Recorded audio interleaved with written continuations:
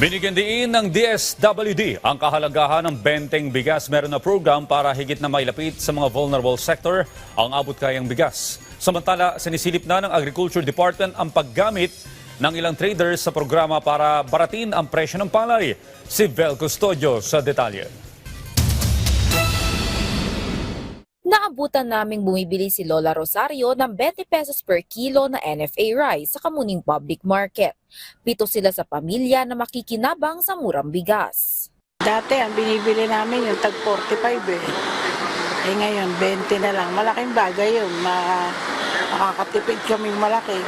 At dahil maulan, si Pocholo na ang bumili ng bigas para sa kanyang lola na naiwan sa bahay. Mas makakatipid po para sa kanila na hindi po masyadong malaki yung budget para sa bigas. Mas malaki po yung natitipid namin kasi imbis na sa 5 kilo po is 300 plus po yung magagastos namin. Nasa 100 plus na, nasa 100 na lang po. Patuloy na nakikiisa ang Department of Social Welfare and Development sa hakbang na administrasyon ni Pangulong Ferdinand R. Marcos Jr.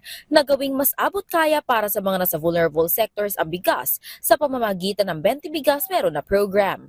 Sinabi ni DSWD Assistant Secretary Irene Dumlao, malaking tulong ito para sa mga Pilipinong nagsisikap na buhayin ng kanilang pamilya sa araw-araw. Nauna na rito ang pag-avail ng DSWD ng 35 NFA rice bags para sa disaster response at feeding program. Doon naman sa food stamp program nila, 20 pesos na bigas, ibebenta rin ng NFA para doon sa mga accredited na mga parang tindahan or suppliers nila. Sa ngayon, 94 locations na ang nagbebenta ng 20 pesos kada kilo na bigas. Kasama na rito ang bagong launch na 20 bigas meron na program sa Zapote Public Market na pinangunahan ni Pangulong Marcos Jr. kanina.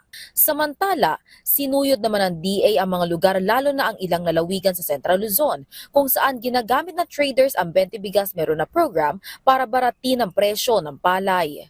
Hindi dapat gamitin yon na dahilan kasi yung 20 pesos na bigas, galing yon sa NFA na binili at 24 pesos.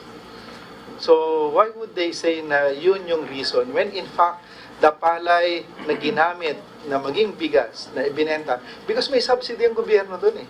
Hindi dapat gamitin yun na rason. Tiniyak naman ng DA na nananatiling stable ang presyo ng bigas sa merkado. Vel Custodio para sa Pambansang TV sa Bagong Pilipinas.